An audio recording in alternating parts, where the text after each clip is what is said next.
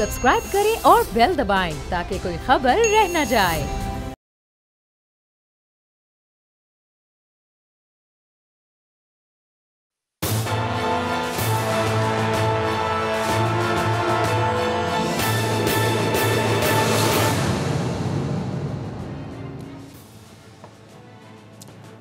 Good evening, आपका तज्जिया। और तज्जिए में आज हम बात करेंगे इंतहाई मारूफ अमरीकी बिजनेसमैन W.E. बफेट की।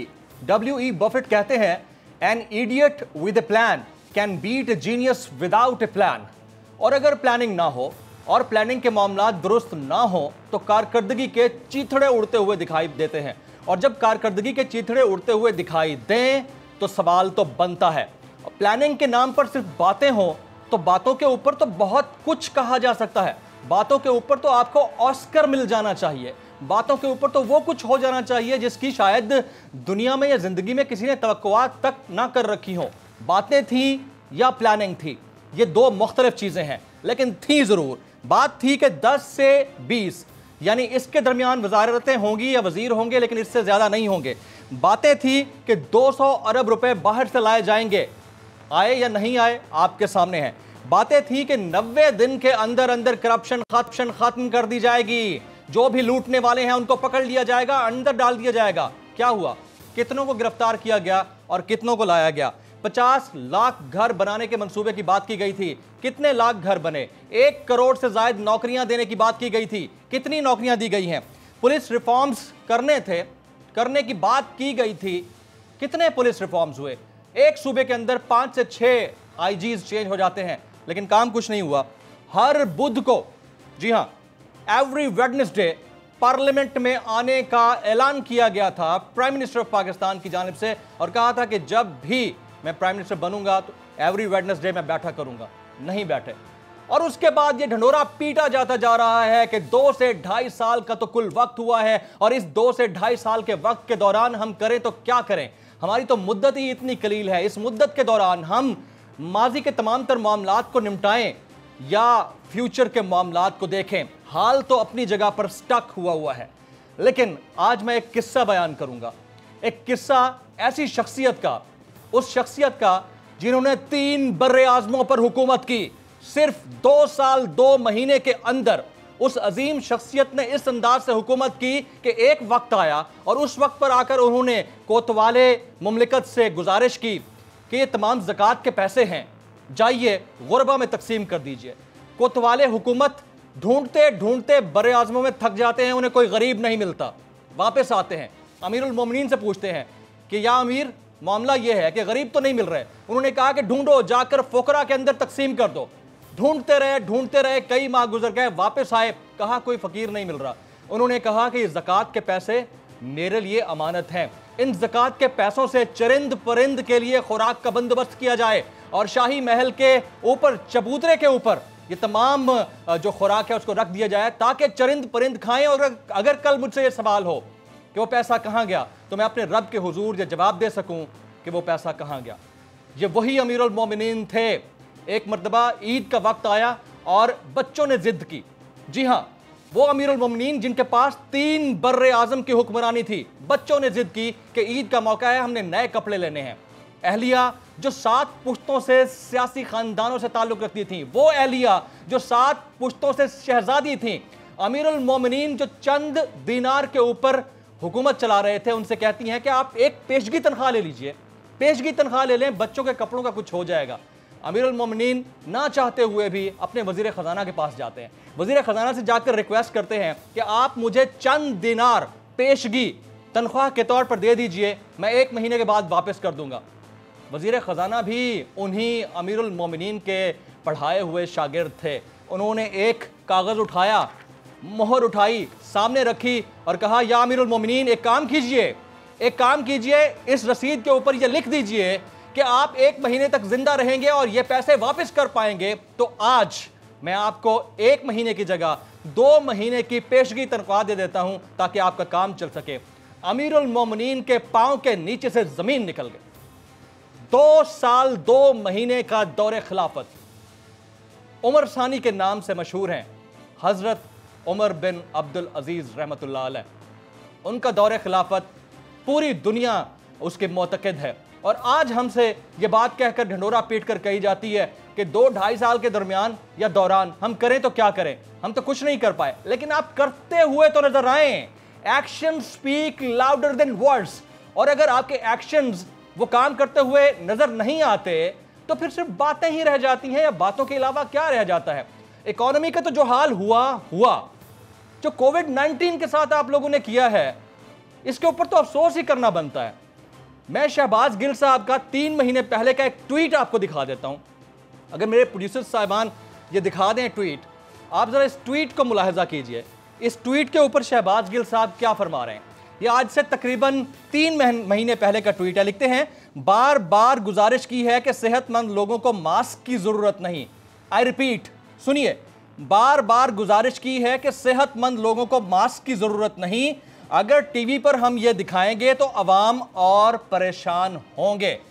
ये लेवल ऑफ सीरियसनेस था आज से 3 महीने तक उस शख्स का जो किसी वक्त में corona committee, anti corona committee को चेयर कर रहे थे। ये हमारा लेवल ऑफ सीरियसनेस था। इनको छोड़िए, वजारत सेहत के करता धरता डॉक्टर जफर मिर्जा साहब से 3 महीने पहले हमारे इंतहाई मोहतरम मोहम्मद मालिक साहब ने एक सवाल किया था कि आप लोग क्या इकदाम कर रहे हैं। तो इकदाम तो दूर की बात, इम्कानात पर मुल्क चलाया जा रहा था, यानी वजारत सेहत को इम्कानात पर चलाया जा रहा था। मोहतरम फरमाते हैं कि मेरी हंच कहती है कि हम इस चीज से निकल जाएंगे। जरा सुनिएगा क्या कहते हैं जफर मिर्जा साहब। और फिर कुछ ऐसा होता है कि रियासत मदीना सानी के अमीर अल मोमिनीन की आंखें खुलती हैं। एकदम से पता चलता है कि ये तो इंतहाई मोहलिक और ख़तरनाक किस्म की वबा है, ये तो ग्लोबल पेंडेमिक है। और इस पेंडेमिक के दौरान अब हम लोगों को एहतियात की दावत देते हैं। एहतियात ना की तो ये बहुत फैल जाएगा। और इस दौरान smart lockdown, no lockdown, lockdown, फिर स्मार्ट लॉकडाउन, नो लॉकडाउन, ये सब चलता रहा। फिर प्राइम मिनिस्टर पाकिस्तान एक प्रेस कॉन्फ्रेंस करते हैं। उस प्रेस कॉन्फ्रेंस के दौरान वो एहतियाती तदाबीर बताते हैं और ये भी कहते हैं कि मास्क अगर किसी ने ना लगाया तो उसको मैं नहीं छोड़ूंगा। और देखिए कि उनके इतने बड़े बड़े करता धरता जो उनकी टीम के रिप्रेजेंटेटिव हैं वो क्या करते रहे हैं 3 महीने पहले तक, वो मैंने आपको दिखा दिया। अब प्राइम मिनिस्टर ऑफ पाकिस्तान किस तरह से लोगों को एहतियात के हवाले से कह रहे हैं, जरा मुलाजा कीजिए। इस मिसरे के मिसदाक के वही है चाल बेढंगी, जो कल भी थी सो अब भी है। अब प्राइम मिनिस्टर ऑफ पाकिस्तान इस प्रेस कॉन्फ्रेंस के दौरान 13 तारीख को की गई, ये कह रहे हैं कि मास्क किसी ने ना लगाया तो उसको छोड़ेंगे नहीं, उसके खिलाफ कार्रवाई होगी। किसी ने एसओपी की खिलाफ वर्जी की तो उसके खिलाफ कार्रवाई होगी। लेकिन वो इमेजेस जो इसी प्रेस कॉन्फ्रेंस के हैं, इसी प्रेस कॉन्फ्रेंस के इमेजेस मैं आपको दिखाता हूं। ये देखिए, अगर मास्क लगाने से कोरोना वायरस रुक सकता है तो हाथों पर ग्लव्स लगाने से भी रुक सकता है। बगैर हाथों पर ग्लव्स लगाए आप माइक एक जगह से दूसरी जगह शिफ्ट कर रहे थे, उस वक्त किसी ने नहीं देखा, किसी ने ये केयर नहीं की कि आप इन नेशनल टेलीविजन पर बैठकर दुनिया को क्या मैसेज डिलीवर कर रहे हैं। अब एक जगह पर मास्क भी नहीं है तो आप एक तरफ कहते हैं कि किसी ने खिलाफ वर्जी की तो उनके खिलाफ कार्रवाई होगी, दूसरी तरफ आप खुद उस डिवाइस्ड एसओपी की उसी प्रेस कॉन्फ्रेंस के दौरान खिलाफ वर्जी करते हैं। तो सवाल किससे किया जाए। और फिर जब आपने लोगों को शऊर दिया है, प्राइम मिनिस्टर पाकिस्तान इमरान खान ने, उनकी 23 साल जिद्दोजहद ने पब्लिक को वजीर आजम बनने से पहले और यकीनन शऊर दिया कि हर बंदा अपने हाथों में मोबाइल की टॉर्चेस लेकर खड़ा होता था और वेव करता था कि हम जाग चुके हैं और हम तब्दीली के नारे के साथ खड़े हुए हैं। जब आपने उनको शऊर दिया था तो वो लंदन में खड़े होकर इसहाक डार की वीडियोस बनाते थे। आज वही लोग आपके लोगों को रिसीव करते हुए साडा हक ऐथे रख के नारे लगाते हैं। आपको दिखाते हैं एक मुशीर खजाना के साथ क्या हुआ है। Have a look. प्रोग्राम में गुफ्तगू का बाकायदा आगाज करते हैं। अपने गेस्ट पैनलिस्ट को वेलकम कहता हूं। हमारे साथ मौजूद हैं जनाब डॉक्टर तारिक फजल चौधरी साहब, साबिक वफाकी वजीर, पाकिस्तान मुस्लिम लीग नवाज से आपका ताल्लुक है। जनाब अख्तर मलिक साहब, सूबाई वजीर बराए तवानाई, पंजाब के वजीर तवानाई हैं, पाकिस्तान तहरीक इंसाफ को आप रिप्रेजेंट कर रहे हैं और इसके साथ साथ आप सर्वाइवर भी हैं कोविड-19 के। आप तशरीफ़ लाए, आपका बहुत बहुत शुक्रिया। जनाब इमरान याकूब खान साहब, मारूफ सहाफ़ी, तज्ज़ियाकार और हमारे उस्तादों में से हैं, आप इस वक्त हमारे साथ सेटेलाइट लिंक पर मौजूद हैं, आपका बहुत शुक्रिया। और जनाब जुल्फ़िकार राहत साहब, मारूफ सहाफ़ी, तज्ज़ियाकार, आप भी हमारे साथ जुड़े हुए हैं। सबसे पहले डॉक्टर तारिक फजल चौधरी साहब, बजट 2020-21 वफाक का भी आ गया, पंजाब का भी आ गया, your take on this sir. बिस्मिल्लाहिर्रहमानिर्रहीम। देखिए, बजट जब भी प्रेजेंट किया जाता है किसी भी गवर्नमेंट की तरफ से तो गवर्नमेंट के जितने भी नुमाइंदे होते हैं, आपने अक्सर देखा होगा कि वो टीवी प्रोग्राम्स में, सोशल मीडिया पे बजट को डिफेंड कर रहे होते हैं और उसके बाद उस पर बेशुमार तज्जिए भी होते हैं। लेकिन मैं ये समझता हूँ, चूँकि बजट पाकिस्तान के 22 करोड़ आवाम के लिए होता है और उसमें सबसे जो बेहतरीन रद्द-ए-अमल हो सकता है वो पाकिस्तान की आवाम देते हैं। पाकिस्तान में ज़ाहिर है बहुत बड़ी तादाद ऐसे लोगों की है जो सरकारी मुलाजमीन भी हैं और हर साल वो ये तवक्को करते हैं कि जिस शरह से मुल्क में महंगाई हुई है, जिस शरह से मुल्क में अफरात ज़र है, जिस शरह से मुल्क में मसाइल में इजाफा हुआ है, उसी हिसाब से उनके जो मसाइल हैं उनका भी ख्याल रखा जाएगा और उनकी तकालीफ का भी सद्देबाब किया जाएगा। जी। अनफॉर्चुनेटली आपने ये देखा है, मैं चूँकि मुआशियात की कोई मुश्किल टर्म्स इस्तेमाल करने की बजाय जो मुख्तलिफ लोग आगे करते हैं और अवाम के सर से गुजर जाती हैं, बड़ी सिंपल सी बात ये कर रहा हूँ जनाब कि इस वक्त जो अवाम की तरफ से जो रद्द-ए-अमल आया है वो बहुत मायूस कुन रहा है। लोगों ने हर फोरम पे इस बजट को कंडेम किया है और लोग कह रहे थे कि हम बहुत ज़्यादा तवक्को कर रहे थे कि हमारे मसाइल के हल के हवाले से इसमें कुछ इक़दाम उठाए जाएंगे। सरकारी मुलाजमीन ख़ास तौर पे जो तवक्कुआत वाबस्ता किए हुए थे हुकूमत से, वो बिल्कुल भी पूरी नहीं हो रही। अब ये कोई ऐसी बात नहीं है कि कोई आप ये कहें कि टॉक शो पे एक दूसरे के साथ हम कोई आर्गूमेंट करके और उन आर्गूमेंट से अवाम जो है उन्होंने मुतमईन हो जाना है। मैं ये समझता हूँ कि हुकूमत को चाहिए कि उन तमाम खदशात का जिनका इज़हार पाकिस्तान की अवाम कर रहे हैं, अभी आपने देखा जो मुशीर ख़जाना है उनके सामने भी, उनके दफ्तर के सामने भी लोग जिस तरह एहतजाज कर रहे हैं, अपने मुतालबात उनके सामने रख रहे हैं, तो ये संजीदगी से लेना चाहिए। लेकिन डॉक्टर साहब गवर्नमेंट की टेक ये है कि हमारे पास कुछ था ही नहीं और वो आप लोगों के ऊपर इल्ज़ामात आते हैं कि आप लोगों ने कुछ छोड़ा ही नहीं ख़जाने में, तो हम कैसे चलाएं? तो इसको आप किस तरह से रिस्पॉन्ड करेंगे?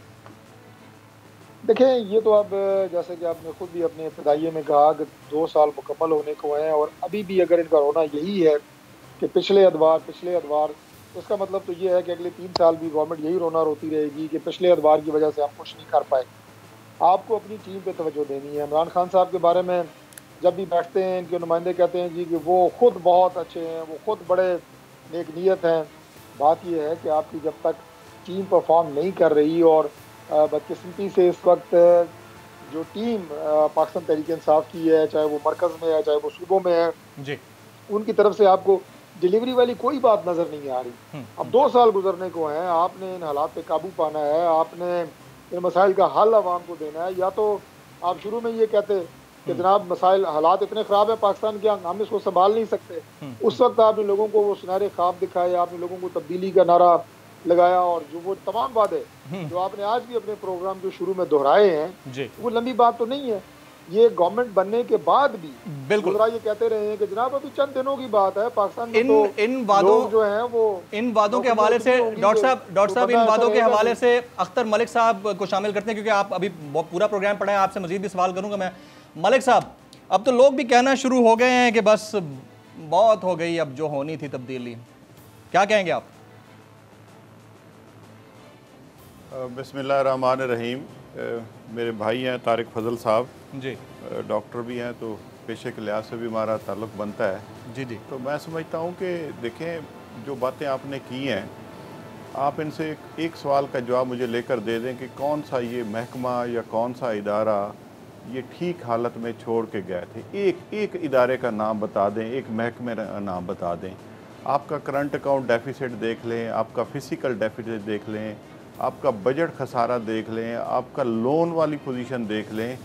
ये तो जाते जाते खाकान अब्बासी साहब इनको पता था कि हमने उनकी किस्त वापस करनी IMF की, जाते जाते 200 अरब अकाउंट में पड़े, वो भी लेकिन मलिक साहब ये बातें हम कितना अरसा सुनते रहेंगे कि पीछे क्या छोड़ गए? मेरी बात अगर जी जी, और सर मेरी बात, मैं आपकी बात में नहीं बोला, मेरी बात सुन लें ज़रा। अच्छा चले प्लीज़। मेरी बात, मेरे कहने का मकसद ये है जमील भाई देखें ये तो मार्च में मैं पंजाब को रिप्रेजेंट करता हूँ। फेडरल वाला कोई बंदा होता है शायद उसके जो आदाद शुमार है वो उनको ज़्यादा बेहतर तरीके से बता सकते थे।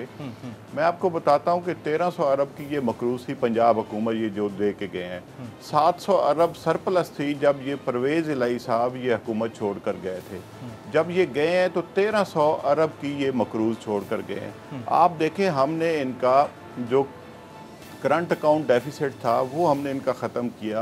हमने इनका जो फिजिकल डेफिसिट था वो हमने इनका बिल्कुल बिलो लेकर आए। हम इनकी सारी चीज़ें जो इनके किए हुए थे वो अब धोते फिर रहे हैं, अभी भी धोते फिर रहे हैं। दूसरी बात ये है कि देखें 3 महीने पहले तक मैं आपको पंजाब की अगर फिगर ले ले, ये ऑन पेपर है, कोई मुबालगा राई वाली बात नहीं है।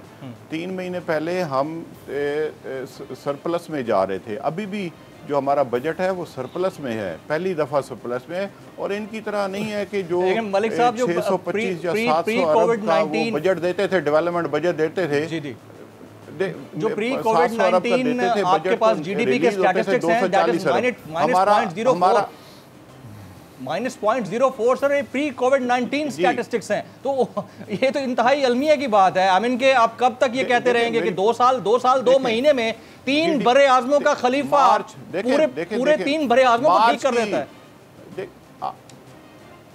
भाईजान आप जरा अगर सवाल करना चाहते हैं तो सवाल करें, अगर अपना पॉइंट ऑफ व्यू देना चाहते हैं तो अपना पॉइंट ऑफ व्यू दें। मैं सवाल ही तो कर रहा हूं आपसे। जो हम जीडीपी हमारा मार्च में 4% पे था, 4% पे था हमारा जीडीपी मार्च में। ये ऑन पेपर्स ये चीज़ें मौजूद हैं, कोई मुबालगा रही नहीं। हमारा रेवेन्यू कलेक्शन 13% ज़्यादा हुआ था। हमारा ये जो आपके करंट अकाउंट मैं आपको बता चुका हूँ, ट्रेड डेफिसिट और ये सारा इनका लोन जो लिया हुआ था वो हम इनको अब पहली दफ़ा ये 12 अरब का हमारा सरप्लस बजट है ये पंजाब का। और इसमें देखें कोई नया टैक्स नहीं लगाया गया। इसमें आप देखें कि 56 अरब का टैक्स रिलीफ दिया गया है। कोविड-19 की वजह से 106 अरब का इनको रिलीफ दिया गया। नॉन डेवलपमेंट में भी हमने रिलीफ दिया है। हमने कोई एक टैक्स नहीं लगाने, ₹1 का ये मैं एक्सपर्ट से पूछ लेता हूं। इमरान याकूब खान साहब, फिर भी देखें और जो डेवलपमेंट, मलिक साहब मैं आपकी तरफ आता हूं। इमरान याकूब खान साहब इस पे आपको बताएंगे। सेकंड के लिए जी जी प्लीज। जो एडीपी है हमारा एडीपी 308 से हमने 313 पे कर दिया है एडीपी जो है। तो ये देखें ये कोई नॉर्मल चीजें नहीं है। बजट नॉर्मल आप लोग तो इसको रिलीफ बजट का नाम दे रहे हैं ना। मैं इमरान साहब से पूछता हूँ। इमरान याकूब खान साहब मारूफ सहाफ़ी और बड़े क्रिटिक हैं इस मामले के ऊपर। इमरान साहब आपको लगता है कि रिलीफ बजट है वफाक का या इमन पंजाब का? Your take sir. बिस्मिल्लाहिर्रहमानिर्रहीम। सबसे पहले तो जमील फारूकी साहब मैं आपको मुबारकबाद देना चाहता हूँ कि आपने बोल चैनल ज्वाइन किया है। अल्लाह आपका आना यहाँ आपके लिए और बोल चैनल के लिए दोनों के लिए बेहतर साबित करे। आमीन सर, थैंक यू। अब आ जाते हैं इस सवाल की तरफ जो आपने सवाल किया है। जी, मैं डॉक्टर तारिक साहब की भी बात सुन रहा था, अख्तर साहब की बात सुन रहा था। मलिक साहब को अल्लाह ने सेहत दी, अल्लाह ने अपने अमान में रखे, बड़े अच्छे और नफीस इंसान हैं।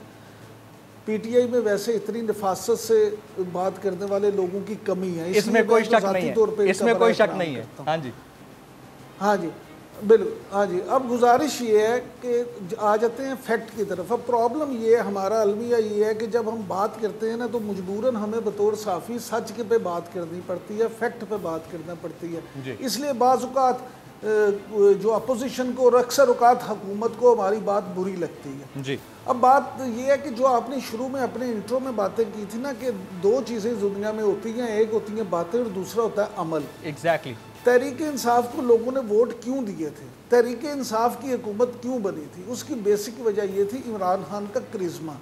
इमरान खान का करिश्मा क्या था? इमरान खान का करिश्मा ये था कि लोगों का ये ख्याल था कि इमरान खान एक ऐसे इंसान हैं जिन्होंने बग़ैर हुकूमत का 1 रुपया लिए मुल्क में हस्पताल बनाए हैं। सिर्फ लाहौर में ही नहीं बनाया बल्कि उन्होंने पेशावर में भी बनाया, कराची में भी बना रहे हैं शौकत खानम अस्पताल। और वो हस्पताल जो कैंसर जैसा ऐसी बीमारी है जिसका इलाज दुनिया भर में इवन अमेरिका में भी मुफ्त नहीं होता, और उन्होंने यहाँ पे वो मिसाल कायम की। लोगों का ख्याल था कि वो ईमानदारी से काम करेंगे। और फिर इमरान खान ने ख्वाब क्या दिखाए? इमरान खान साहब ने ख्वाब ये दिखाए कि 200 एक्सपर्ट्स की टीम है जो लगी हुई है। अब मैंने, आपने, दूसरे तमाम सहाफ़ियों ने समझा कि पता नहीं वहाँ कौन से इकोनॉमिस्ट बैठे हुए हैं, साइंसदान बैठे हुए हैं, जो अपना अपना काम कर रहे हैं, डॉक्टर बैठे हैं, रिसर्चें हो रही हैं, और जिस वक्त हुकूमत आएगी तो यहाँ दूध की नहरें बहनी शुरू हो जाएंगी और हर तरफ रावी चैन लिख देगा। अच्छा, लेकिन इमरान साहब कथा कलामी की माजरत चाहूंगा, क्योंकि आपको पता है कि कमर्शियल मजबूरी होती है। मैं यहाँ ब्रेक का वक्त हो जाता है, ब्रेक लेता हूँ। ब्रेक के बाद जब वापस आऊंगा तो इमरान याकूब खान साहब ने जहां पर बात छोड़ी है, यहीं से गुफ्तगू के सिलसिले को आगे बढ़ाएंगे। साथ रहिएगा हमारे।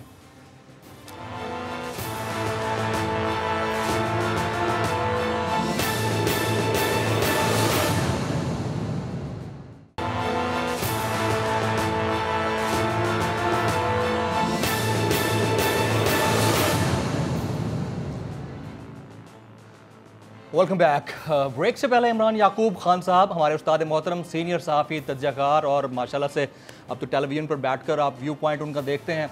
अब वो बता रहे थे कि फ़र्क क्या है बातों में और इसके साथ साथ अगर रियल टाइम प्लानिंग है तो उसमें। इमरान साहब, जहाँ से गुफ्तगू का सिलसिला टूटा था, प्लीज़ वहीं से कंटिन्यू कीजिएगा ताकि फिर मैं अगला सवाल कर सकूँ, प्लीज़। जी जी जी जमील साहब, मैं जिस खलीफा का आप जिक्र कर रहे थे ना, अमीरुल मोमिनीन का, वो बातें नहीं करते थे, वो अमल करते थे। हम आ जाते हैं मौजूदा सूरत हाल पे, क्योंकि इनका मुआजना उनके साथ करना मैं समझता हूँ किसी तौर पे मुनासिब ही नहीं है। जी। अब मुझे ये बताएं कि हमने मान लिया कि मुस्लिम लीग नून की हुकूमत पाकिस्तान की हिस्ट्री की करप्ट तरीन हुकूमत होगी, क्योंकि पीटीआई ये कहती थी। लेकिन मुझे आप ये बता दें कि वो जब गए थे तो आपका ग्रोथ रेट जो था, जीडीपी थी, उसकी शरह थी 5.5%। अब वो है माइनस पे। जी अब है वो -8.8 पे, -0.04 5.5 से -1.5 से 1.8 पे चले गए नेगेटिव में। तो ये कैसी तरक्की है? अब ये कहेंगे ये कोरोना की वजह। मान लिया आप 3 महीने पहले का चले जाएं, 3 महीने पहले क्या था पाकिस्तान की तारीख में? मेरी बात नोट कर ले, पाकिस्तान की 70 साल तारीख में ये ऐसा बजट है जो आपने मनफी ग्रोथ पे दिया है। 1950 और 51 का बजट था, उसके बाद अब हुआ है। पाकिस्तान की हिस्ट्री में ऐसा बजट नहीं हुआ। उसकी वजह यह है कि अभी सरकारी मुलाजमों की जो बात हो रही थी, मैं आपको बता दूं, सरकारी तकरीर में, बजट तकरीर में और सरकारी दादोशुमार में ये मानते हैं कि जनाब इन्फ्लेशन है जो वो 11% बढ़ गया। मैं कहता हूँ आपने पेंशनर की जो पेंशन थी उसमें तो इजाफा नहीं किया।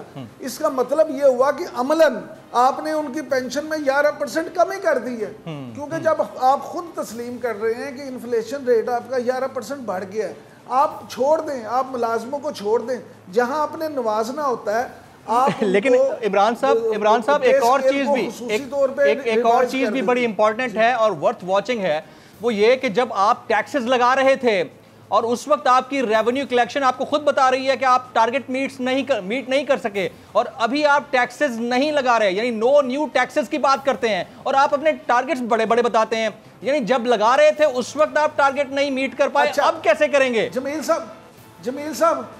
जमील भाई, आप मेरी एक बात नोट कर लें। मैं आपको एक खबर दे रहा हूं, आप नोट कर लें प्लीज। और फिर इस पे प्रोग्राम कर लीजिएगा। जी। ये जो इन्होंने कहा ना कि हम कोई टैक्स नहीं लगा रहे, अगर ये 2 महीने बाद दोबारा मिनी बजट आने शुरू ना हो जाए और मुख्तलिफ तरह, भाई पूरी दुनिया में सबसे ज्यादा शाये क्या चीज होती है? सबसे ज्यादा शाये होता है कैपिटल, सरमाया।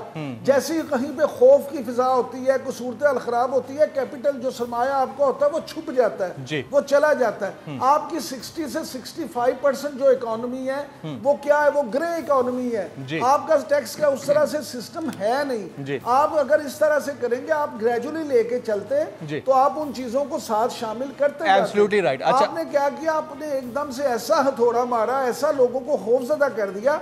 हर सरमायादार ने अपना सरमाया रोक लिया। उन्होंने कहा हमने कहाँ जाना है, हम तो यहाँ फंस जाएंगे। क्योंकि आपके प्राइम मिनिस्टर हर जगह पे, मेरे हर दिल अजीज वजीर आजम तो जाके बाहर भी कहते थे हर फोरम पे कि पाकिस्तान में डाकू हैं, चोर हैं, लुटेरे हैं। यार अल्लाह का वास्ता, या तो उन डाकुओं, चोरों, लुटेरों से लूटी हुई दौलत वापस ले आए। हाँ जी, आप ला भी कुछ नहीं सकते। आपने एब्सोल्युटली राइट। अच्छा इमरान भाई, मैं जरा जुल्फिकार राहत भाई को भी शामिल कर लूं, क्योंकि सबको थोड़ा थोड़ा मौका मिलता जाएगा, आगे भी टाइम है हमारे पास। जुल्फिकार राहत साहब, वेरी सॉरी सर, आपको इंतजार करना पड़ा, बहुत बहुत शुक्रिया आपकी तशरीफ आवरी का। मुशीर खजाना ये भी कह चुके हैं कि ये वाला बजट कोई कुरानी सहीफा नहीं है, as it is, quote unquote जुमले हैं उनके। तो इससे क्या लगता है कि हम 1-2 महीने में एक और बजट आता हुआ देखेंगे? और ये पिछले 2 साल तकरीबन 40% टाइम कंप्लीट कर चुकी है ये गवर्नमेंट अपना, और 40% टाइम के अंदर हमने सिर्फ ये देखा है कि हर 3 महीने के बाद कोई वजीर ही तब्दील हो रहा है। मुझे तो कोई नया हॉस्पिटल बनते हुए नजर नहीं आया। मतलब देखें, हम भी यही चाहते थे कि कुछ बेहतरी आए, लेकिन 2 साल 2 महीने के अंदर अगर सारी चीजें कोरोना पर डाल देनी है और वाहिद सियासी कामयाबी का फार्मूला अपना काम दूसरे के सर पर डालना ही है, तो फिर बाकी पीछे क्या रहा? राहत भाई। जमील फारूकी साहब, थैंक यू वेरी मच। सबसे पहले तो आपको बड़ी मुबारक, आप बोल्ड टीवी के ऊपर नया शो आप स्टार्ट कर रहे हैं, और आपका बहुत शुक्रिया सर। इलेक्ट्रॉनिक मीडिया के अंदर जो आपने शो को और ख़ास कर एंकरिंग में एक नया ट्रेंड दिया है, इसके हवाले से भी मैं आपको मुबारकबाद। Very kind of you sir, very kind. और मेरी दुआ है कि अल्लाह मियाँ आपको महफूज रखे पाकिस्तान के दुश्मनों से और दीन के दुश्मनों से। बात आप समझ ही गए होंगे किन लोगों के टारगेट पे आप हमेशा रहते हैं। अल्लाह वाले के सर। जहाँ तक बात है जमील भाई बजट की, जहाँ तक बात है बजट की, देखें ये एक बड़ी बदकिस्मती है कि मुझे कोई 15-20 साल हो गए हैं इसको रिपोर्ट करते हुए, एज ए रिपोर्टर भी। अब ज़रा हम सीनियर पोजीशन में हैं, एडिटर या ग्रुप एडिटर लेवल पे चले गए हैं। इमरान यकूब साहब भी प्रैक्टिकली असम्बलीज के अंदर इसको रिपोर्ट करते रहे। तो हमने हमेशा ये देखा, ये ट्रेंड देखा जो तारक फजल चौधरी साहब कह रहे थे कि जो अपोजिशन होती है वो रटे रटाए वो फ़िक्रे पुराने ले आती है, और वो कहती है कि ये बजट अल्फाज का गोरख धंधा है और इसमें फ्रॉड हो गया और इसमें तबाही हो गई। वो पुरानी प्रेस रिलीजेज होती है, उसमें बहुत ज़्यादा तब्दीली नहीं होती, डेट सिर्फ तब्दील होती है। और बहुत सारे हमारे कम दोस्त हैं, जैसे डॉक्टर साहब हैं या तारक फजल चौधरी साहब हैं, जो पढ़ते हैं, जो डॉक्यूमेंट्स को पढ़ते हैं, जो लेजिस्लेशन में पार्टिसिपेट करते हैं, और बहुत सारे हमारे दोस्त ये तकल्लुफ़ भी नहीं करते। अच्छा, इसी तरह हुकूमती बेंचों के ऊपर कहा जाता है कि दूध और शहद की नहरें बह जाएंगी, ये बड़ा मुतवाज़न बजट है, इससे बजट अच्छा हो नहीं सकता, और ये टैक्स फ्री बजट। अच्छा, अब अगर इसके फैक्स फिगर पे चले जाएं, मुख्तसर चूँकि टाइम है, तो मैं ये समझता हूँ कि इसको, मैं अभी देख रहा था कि पंजाब के बजट की बात कर लें, इसको डॉक्टर से लेके असातिज़ा तक, असातिज़ा लेके ताजरों तक, सारे के सारे लोग इसको रिजेक्ट कर चुके हैं। ये भी एक ट्रेंड है। लेकिन मैं ये समझता हूँ कि मौजूदा हालात के अंदर जो बैलेंस बजट दिया जा सकता था, गवर्नमेंट ने उसकी पूरी कोशिश की। लेकिन ये भी हकीकत है जिसकी तरफ बार बार आप बात कर रहे हैं कि नून लीग अगर बहुत बुरी थी, बड़ी करप्ट थी, बड़ी बैड गवर्नेंस थी उनकी, ओ भाई उनकी कोई ख़राबी आपकी खूबी कैसे बन सकती है? आपने हुकूमत को टेक ओवर किया था तब्दीली के नाम पे, आपने टेक ओवर किया था बेहतरी लाने के नाम पे। आज हमें आज की असम्बली के अंदर साग डार साहब की वही बाकियात भी नज़र आती हैं, IMF भी नज़र आता है, वो कर्जे भी नज़र आते हैं, वो बैड गवर्नेंस भी नज़र आती है, बैड परफॉर्मेंस भी नज़र आती है। सवाल ये है जी कि जो बेहतरी लानी थी, जो आपने इस्लाहात करनी थी मईशत के अंदर, जो आपने इस्लाहात करनी थी ब्यूरोक्रेसी के अंदर, जो आपने इस्लाहात करनी थी बाकी डिपार्टमेंट्स के अंदर, और नैरेटिव जो दिया था 22 साल जो चूरन बेचते रहे और जिसको हम भी लेके चलते रहे, हमारा भी उसमें कंट्रीब्यूशन था कि शायद नहीं, हमारा भी बड़ा कसूर है उसके अंदर सर, वो हम भुगत भी रहे हैं, वो हम भुगत भी रहे हैं। हमारा खासा कसूर है, हमारा खासा कसूर है। मैं जमील साहब, एक दफ़ा मुझे हसन सार साहब की मौजूदगी में इमरान खान साहब से मेरी मुलाकात हुई जी। मैंने एक सवाल उनसे पूछा, मैंने कहा खान साहब मुझे बताएं कि रीछ और मगरमच्छ के अंदर लड़ाई होगी तो कौन जीतेगा? वो खाना खा रहे थे, खाना खाते खाते उन्होंने ऊपर मुंह किया, उन्होंने कहा जी आप बताएं। मैंने कहा कि सर अगर पानी के अंदर लड़ाई होगी तो मगरमच्छ जीत जाएगा, खुशकी के ऊपर होगी तो रीछ जीत जाएगा। कहते क्या मतलब? मैंने कहा सर मतलब ये होता है कि जिस पिच के ऊपर जाके आप अपनी सर्वाइवल की लड़ाई लड़ रहे होते हैं वो आपकी स्ट्रेंथ होती है। Absolutely. और अगर आप दूसरे की पिच के ऊपर जाके लड़ते हैं तो आप लड़ाई हार जाते हैं। फिर मैंने कहा कि भुट्टो साहब एक वक्त में ट्रैप हुए, उन्होंने कॉम्प्रोमाइज़ किया, दूसरे की पिच के ऊपर गए, अपनी स्ट्रेंथ को छोड़ा, नाकाम हुए। मुशर्रफ साहब की मैंने मिसाल दी कि वो 7 पॉइंट एजेंडे के साथ जब तक थे वो बहुत तगड़े थे और ठीक जा रहे थे, जब उन्होंने कॉम्प्रोमाइज़ किया, वो परवेज मुशर्रफ से चौधरी मुशर्रफ बने तो वो मारे गए। इसी तरह बहुत सारी बातें हुई और मैंने उनको एग्जैक्टली ये कहा कि हजूर आपका जो एजेंडा था, जो नया पाकिस्तान था, जो तब्दीली थी, जो एंटी स्टेटस को वो सारा नैरेटिव था, उस पर बहुत ज़्यादा कॉम्प्रोमाइज़ करके आप वो रवायती पॉलिटिशियंस के उस पिच के ऊपर चले गए हैं जहाँ पे आप रवायती पॉलिटिक्स कर नहीं सकते। वो आपके अंदर मैन्युफैक्चरिंग फॉल्ट है, ना आप रवायती सियासतदान है, ना उस तरह आप कर सकते हैं। दूसरी तरफ से आप वैसे ही दूसरी तरफ जा चुके हैं। राहत भाई, क्या आपको लगता है कि पाकिस्तान तहरीक इंसाफ का बतौर हुक्मरान जमात ग्राफ डाउन हुआ है? पब्लिक में अगर आप जाते हैं, आप तो बहुत उठते बैठते हैं लोगों में, ग्राफ डाउन हुआ है या ग्राफ सस्टेन कर रहा है क्योंकि वो कोशिश कर रहे हैं? जमील फारूकी साहब, ये बात दुरुस्त है कि इसहाक डार साहब जब गए थे उन्होंने बहुत सारी बारूदी सुरंगें बिछा दी थी और बहुत सारे लोगों को पता था कि ये गवर्नमेंट उनकी नहीं आ रही जी, ये दुरुस्त है, लेकिन ये जस्टिफिकेशन नहीं है कि नून लीग ये कर गई, नून लीग तबाह कर गई, नून लीग बर्बाद कर गई। ओ भाई चॉइस साहब ने इतनी मेहनत करके 126 दिन का धरना करके इतनी ऊपर नीचे सारी वो कहानी, खैर बड़ी अजीबो गरीब है, मैं उसका जिक्र नहीं कर रहा। आपने गवर्नमेंट ली, उसके बाद आपके पास बेचने के लिए क्या है? ब्यूरोक्रेटिक टीम पूरी दुनिया देख रही है, ब्यूरोक्रेसी आपके साथ चलने को तैयार नहीं।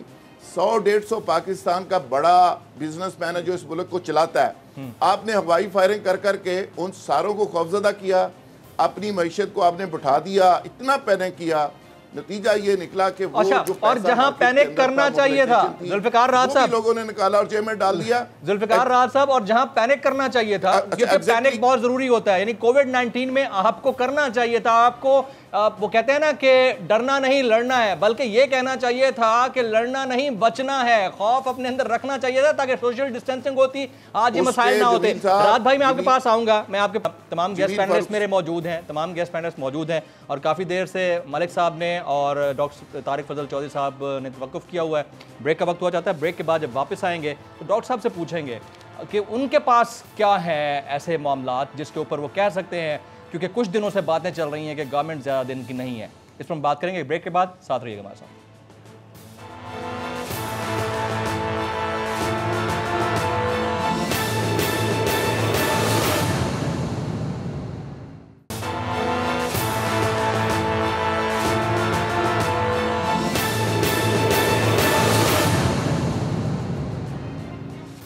Welcome back. शहबाज गिल साहब के ट्वीट के हवाले से कुछ लोग मुझे ट्विटर पर टैग कर रहे हैं और बार बार ये कह रहे हैं कि वो अप्रैल का ट्वीट था, तो अप्रैल ही की बात हो रही है, और अप्रैल की बात इसलिए हो रही है क्योंकि उस वक्त मीडिया के लोग इसको एयरबॉर्न वायरस समझते हुए मास्क पहनकर बाहर रिपोर्टिंग कर रहे थे, और जब रिपोर्टिंग कर रहे थे तो उसके ऊपर मौसूफ का कहना था कि ये देखें जी, ये लोग खौफ और हिरास पैदा करने की कोशिश कर रही हैं, मीडिया को ये नहीं करना चाहिए। हम लोग इस मामले की सेंसिटिविटी को बहुत दूर तक समझ चुके थे, तभी हमने आप लोगों को दिखाया, लेकिन उसके ऊपर रिस्पॉन्सिबल्स का क्या रिएक्शन था, भले वो किसी चीज़ को बेस बनाकर था लेकिन वो गलत था। आज आप उसी के ऊपर आ रहे हैं, ये खुद अनाउंसमेंट कर रहे हैं। तमाम गेस्ट पैनलिस्ट मेरे साथ मौजूद हैं। डॉक्टर तारिक फजल चौधरी साहब, स्टील मिल का बहरान और इतने सारे मुलाजमीन का गोल्डन हैंडशेक के जरिए घरों को चले जाना, और ऐसी हुकूमत के मातहत जिस हुकूमत ने कहा कि 1 करोड़ से ज़ायद नौकरियां देंगे, इसको कैसे देखते हैं आप डॉक्टर साहब?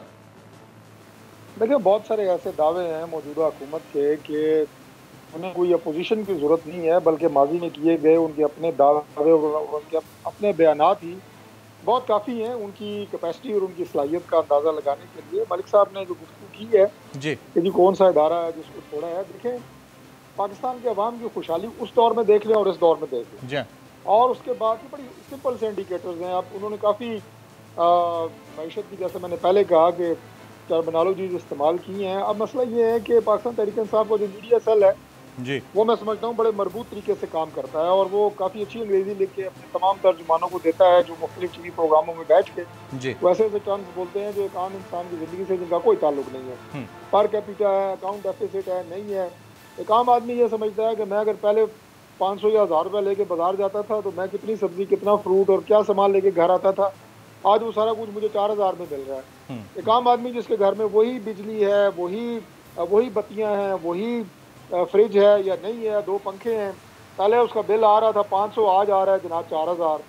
लोगों ने जनाब पेट्रोल की आप हालत देख लें, कहा था जी पेट्रोल हम कर रहे हैं 40 रुपये लीटर, आज पेट्रोल थोड़ा सस्ता हुआ है, पेट्रोल गायब ही हो गया है।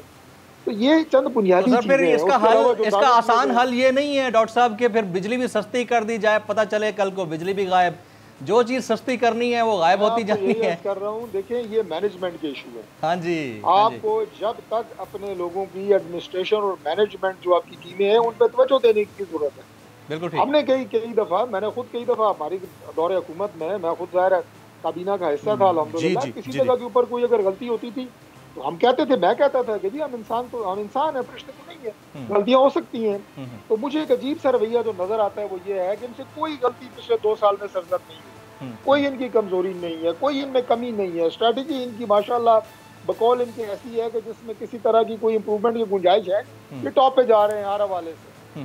तो भाई बात ये है कि जहाँ जहाँ आपको इस वक्त पाकिस्तान की आवाम चीख रहे हैं, चिल्ला रहे हैं, आपका मीडिया है, आपका सोशल मीडिया है, वहाँ पे देखें लोगों का रिएक्शन देखें कि लोगों की जिंदगी के ऊपर क्या क्या मुसीबत गुजर रही है, यही बात का शिकार है। यही बात मैं मलिक साहब की तरफ, डॉक्टर साहब, आप सरफे नजर करके सिर्फ और सिर्फ अपोजिशन की जमातों पे और माजी पे फेंकते रहेंगे कब तक? बिल्कुल ठीक है। मैं मलिक साहब से पूछता हूँ, मलिक साहब तो क्योंकि पाकिस्तान की आवाम तो इनसे मुतमिन नहीं होने वाली। सूबाई वजीर बराए तवानाई हैं और जाहिर है कि इनकी नज़र में मामलात ज़्यादा बेहतर इनको पता होंगे। मलिक साहब, ये पेट्रोलियम मसनूआत के तमाम तर समरात के हवाले से मुशीर ख़जाना ने कहा कि इसके तमाम तर समरात बदरजा अतम कौम को पहुँचा दिए गए हैं, और समरात ये हैं कि वो 76 रुपये होता है तो मिलता नहीं है। मैंने खुद जो हाई ऑक्टेन पेट्रोल की कीमत में नॉर्मल पेट्रोल मोटरवे के ऊपर लिया है, मजबूरन नहीं मिल रहा था, गाड़ी मेरी रुक गई। ये तो सिचुएशन है इस मुल्क के अंदर।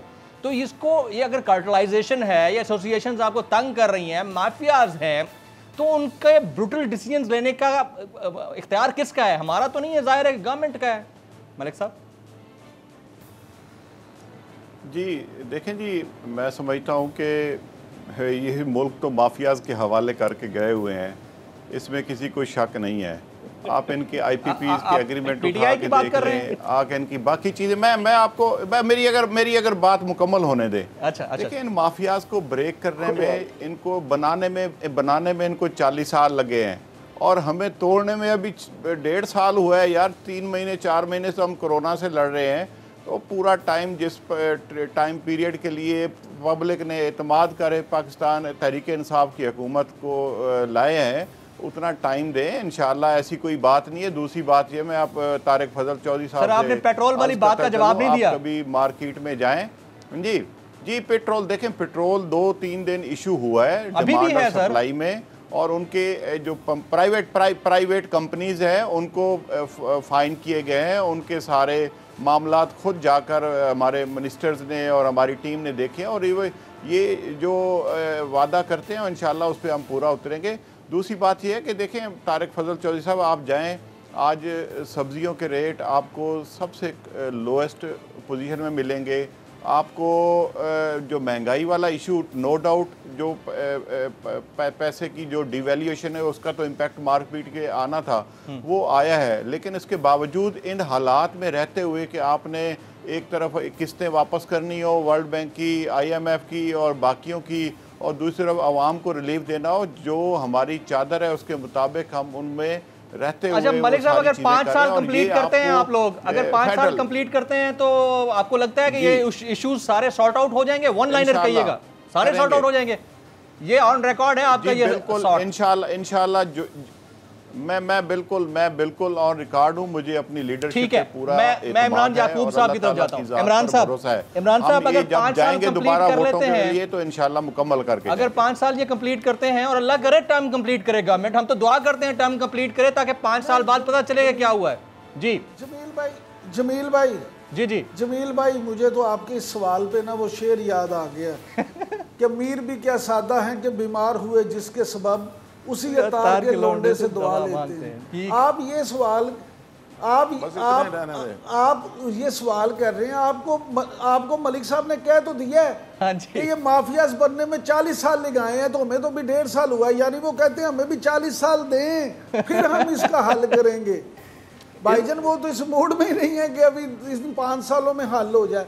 मुझे अफसोस ये होता है, हमारे दोस्त हैं, मेरे लिए बड़े काबिल एहतराम है ये सारे लोग, लेकिन ये देखें, आपने तारिक फजल साहब से सवाल पूछा स्टील मिल का, वो कमाल खूबसूरती से बातें दूसरी करके वो जवाब गोल करके, आपने इनसे पेट्रोलियम का सवाल पूछा, ये कमाल खूबसूरती से उसका जवाब गोल कर के आपको घुमा के दूसरी तरफ ले आए, और कहते हैं कि मीडिया झूठ बोलता है। आखिरी बात इनकी ये होती है कि मीडिया झूठ बोलता है, हालांकि खुद गोल कर जाते हैं सब कुछ।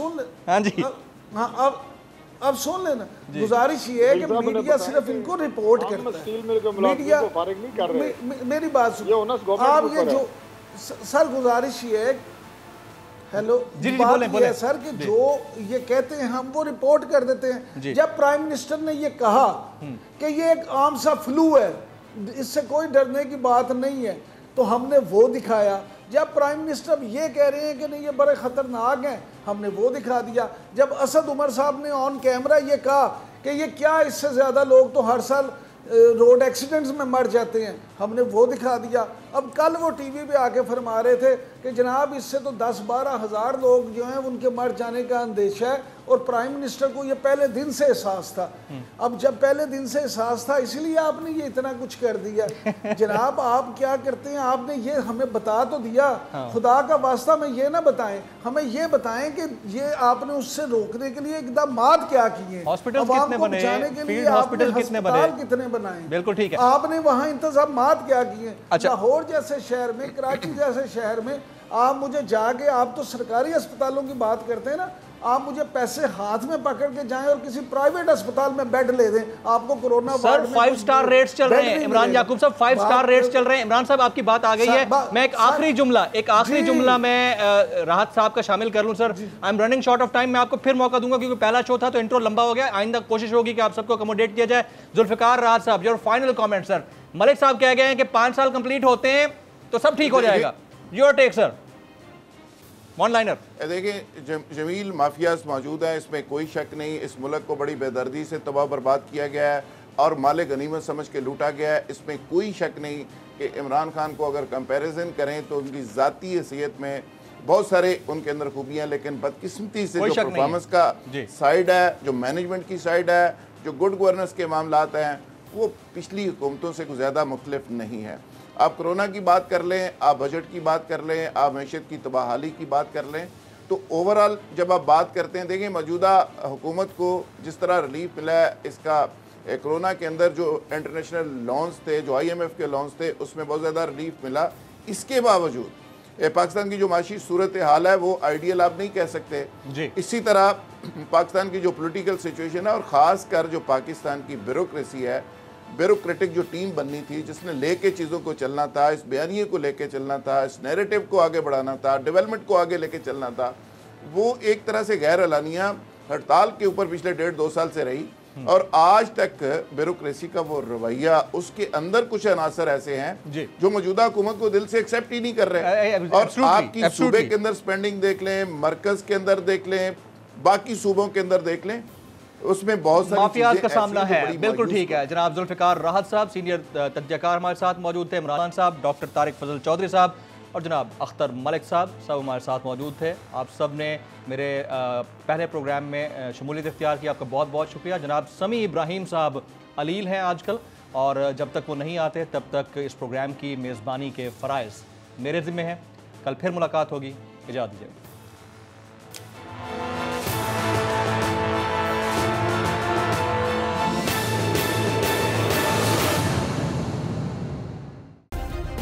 सब्सक्राइब करें और बेल दबाएं ताकि कोई खबर रह न जाए।